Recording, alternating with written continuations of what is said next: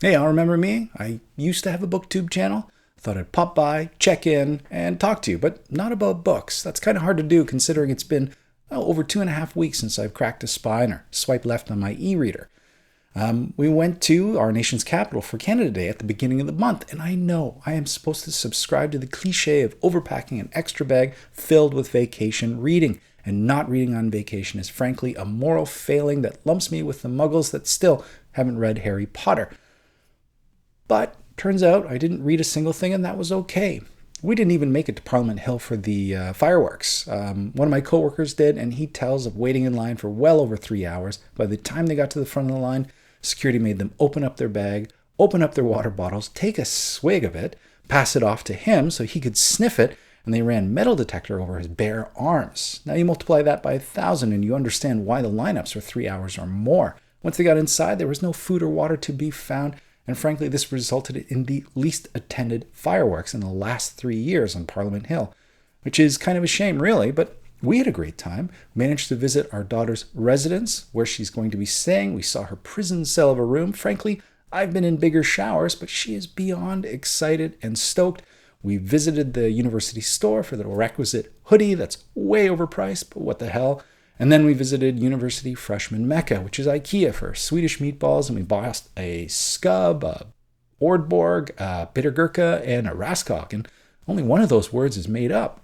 So we spent the week over at Aunt and Uncle's, day drinking, smoking meat, and catching up with family, some of whom I haven't seen in a few years. So bonfires, beers, and 2 a.m. poutine. Now, in hindsight, perhaps after a day of consistent drinking of beer, maybe manning a deep fryer at 2 a.m. in the morning isn't the smartest thing in the world to do, but there is nothing better. It seemed to be the most logical and Canadian of things to do, and the resultant poutine was a thing of beauty. The only thing better than 2 a.m. poutine is 3 a.m. beef ribs.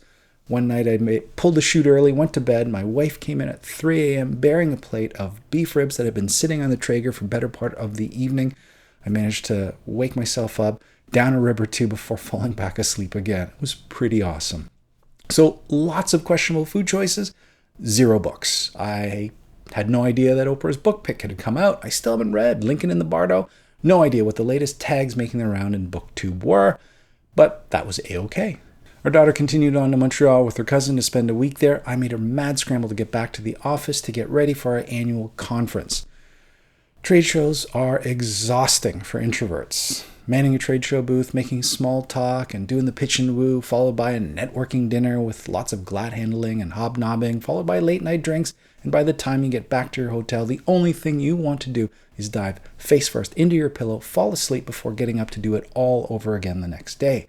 I can trade show with the best of them, but the thing is exhausting. The last thing I want to do is unwind with a good book. Frankly, it is a mad rush to try and get in as much sleep as possible for the week. Now, it wasn't all bad, though. I got to meet Daryl Sittler, the keynote was Wayne Gretzky, and the closing ceremonies was hosted by Walk Off the Earth. You probably know them for their viral video covering Gautier's Someone I Used to Know. Now and then I think of all the times you screwed me over. And they were fantastic. They managed to hype this buttoned up, middle-aged, software crowd into a rousing rendition of Bohemian Rhapsody accompanied by nothing more than a piano. And yes, they are well lubricated with an open bar, but still fantastic, lots of fun. And it was closed off by some fireworks over the Toronto harbor.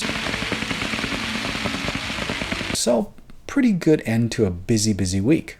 Well, that's all behind me now, and I'm grateful to be back at home, back into somewhat of a predictable routine. I'm trying to get caught up on sleep and easing back into reading. I finished up Wiki Wang's chemistry, but really no book survives a 2.5-week gap in the middle of it.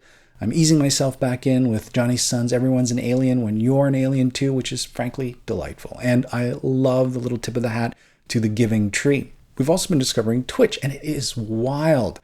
Our daughter is starting up a streaming channel. She plays Overwatch. Now, I've never been much of a sports watcher, but I get as animated as any Bears fan watching Monday Night Football. And we're immersing ourselves in this culture, learning about subscribers, followers, donors, hosting, revenue models of 20-something gamers, and watching this community grow around our daughter's channel. It's fascinating, but more than a little scary at the same time. But we're enjoying it in the meantime. So that's it. easing myself back into some books. Hopefully I can talk something book-related in the week's time. But in the meantime, why don't you just step away from the internet, put the book down, and go outside? It's actually kind of nice out there. Send pics or it didn't happen. In the meantime, I hope you have a great week, and we will talk to you soon. Bye.